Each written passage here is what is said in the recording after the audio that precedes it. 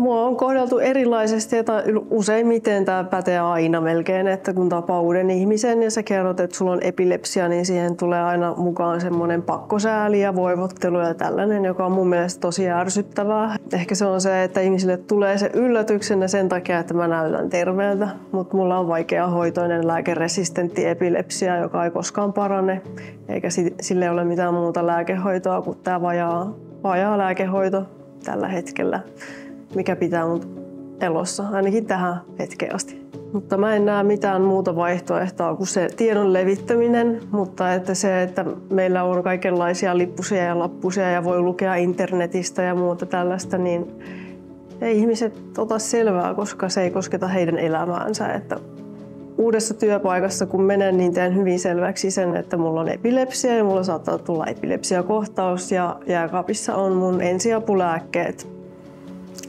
siellä mun lounaan vieressä. Se on semmoinen hyvä icebreaker. Eniten hyötyä tosiaan on ollut käynneistä tuolla neurologian poliklinikalla ja eniten hyötyä silloin, kun sattuu olemaan oikeasti semmoinen henkilö siellä hoitavalla puolella, joka oikeasti välittää myös sitten siitä ihmisestä. Että kyse ei ole vaan tavallaan jokin asia, joka tulee vastaanotolle ja sitten katsotaan statistiikat ja muut tällaiset kondikseen, vaan että se on ihan oikea ihminen, tuntee ja voi hyvin, voi huonosti. Olen puhunut monen vertaisen kanssa myös siitä, että niin kun olisi ihana mennä lääkärille, joka tietää, mitä se epilepsia oikeasti on. Koska että oikeasti ymmärtää, niin täytyy oikeasti tietää ja kokea. Kulje hetki kengissäni. On vertaistuki, täysin korvaamaton ihan missä elämän alueella tahansa, mutta siis puhutaan epilepsiasta, niin epilepsia sairastava henkilö, jonka kanssa voi jakaa samoja kokemuksia ja myöskin nauraa niille ihan vapautuneesti, että semmoiset vertaiskohtaamiset on ihan korvaamattomia ja ne toimii 50-50, että molemmat saa jotain. Se, että se on vähän niin kuin semmoinen kohtaus, että mä en ole paikalla, että jotain tapahtuu vaan.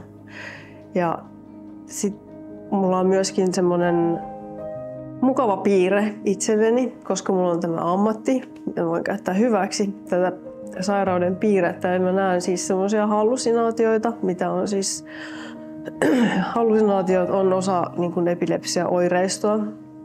Niitä mä tuon mun töihin, että sillä ne tulee sinne jotenkin automaattisesti, koska ne on asioita, mitä mä näen. Et esimerkiksi, että mä näen raskaana olevan naisen, niin se on aivan mielettömän kaunis.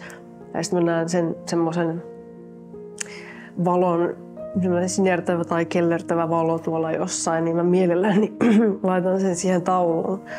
Ja onkin käyttänyt niitä. Et lähinnä ne on semmoisia niin kuin valoja ja semmoisia